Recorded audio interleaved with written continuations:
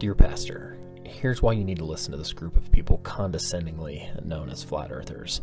For they hold yet more evidence that the scriptures that you hold are 100% true, and possibly the key that unlocks the deceptions of the last days. So before your mind contests, please consider the following minutes. To start, here are the only two scriptures that you'll be able to think of that suggest the earth is a spinning ball flying through space. They are Isaiah 40:22 and Job 26:7. In Isaiah 40:22, Isaiah talks about the circle of the earth. Agreed. However, something can be a circle and flat, just like a pizza.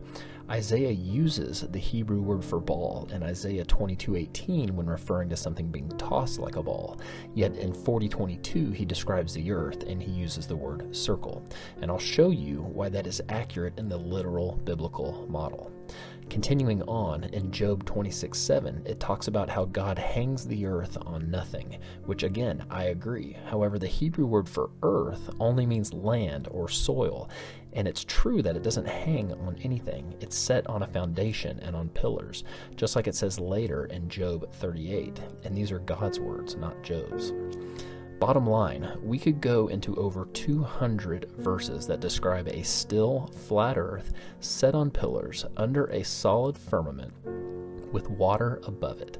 But all you have to do is Google Hebrew cosmology, and you will find an image similar to this. This is what the Hebrew writers of the Bible and today's most studied Hebrew scholars agree the authors were describing about their world. It's the world that aligns with a literal reading of the scriptures and everything that we experience every day. So if your brain can just accept that for now, we won't even have to go into how God stopped the sun and moon for Joshua, or how the mechanics of the Big Bang do not allow for an earth to be created 3 days prior to the sun in Genesis 1. The fact is, the entire concept of what we have as space and anything beyond the surface of the earth comes from NASA, the group that claims that this is real. That this is real. And that both of these are real. The group constantly getting caught on live feeds with men in the background of models, harnesses on the International Space Station, and bubbles and scuba gear on spacewalks, whose name in Hebrew can mean to lift up like a rocket to space, or to beguile like the serpent beguiled Eve in the garden. And wouldn't you know it, the NASA logo has a nice big serpent tongue in it, or as the Hebrew word lashon describes, a fork of flame. Not to mention that NASA's Genesis doesn't begin with God, but rather with a group of Nazis, Freemasons, and magicians that name most of their missions after false demigods.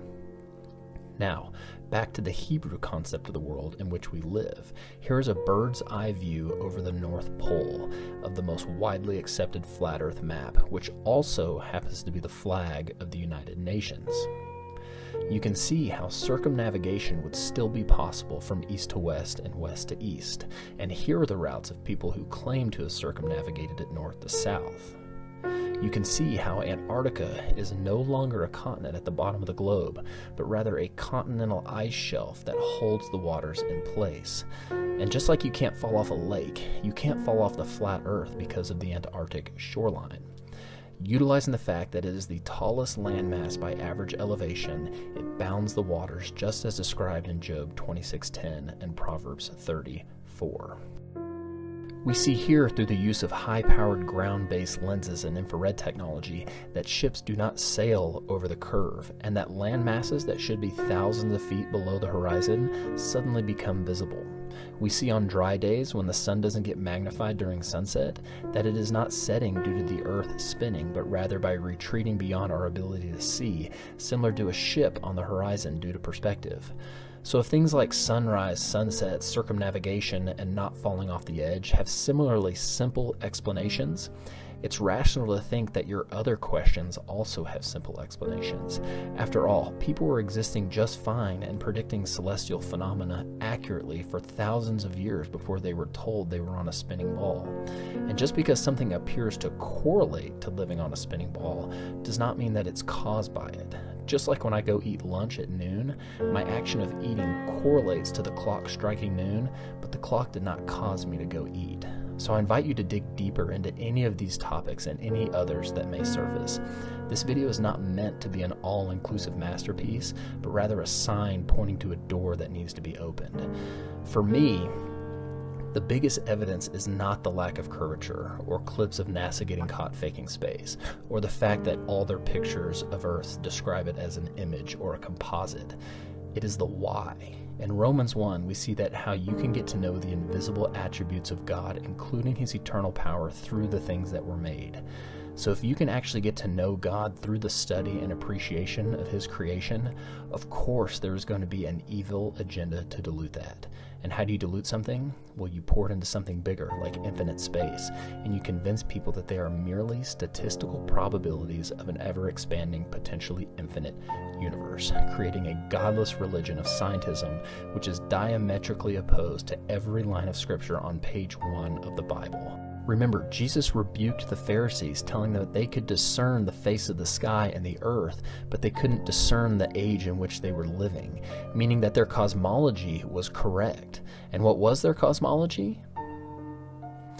We need to be able to discern the times and the deceptions in which we live. So I invite you to open your mind, prove all things, hold fast to that which is good, and let God be true and every man a liar. God bless. God is an ever-receding pocket of scientific ignorance. All the things that matter for evolution weren't created at the beginning of time. They're created in the nuclear furnaces of stars, and the only way they can get into your body is if the stars were kind enough to explode. So forget Jesus. The stars died so that you could be here today. What is gravity? I have no idea. Okay, next question. Wow. No, here's the difference. We can describe gravity. We can say what it does to other things. We can measure it, predict with it. But when you start asking, like, what it is, I don't know. Right now, we only can fly in Earth orbit. That's the farthest that we can go. Oh, okay. So if the Earth were actually this size, the International Space Station would be orbiting about a half an inch above the surface. You can tell it's real because it looks so fake, honestly. Like, we'd have way better CGI if it was fake.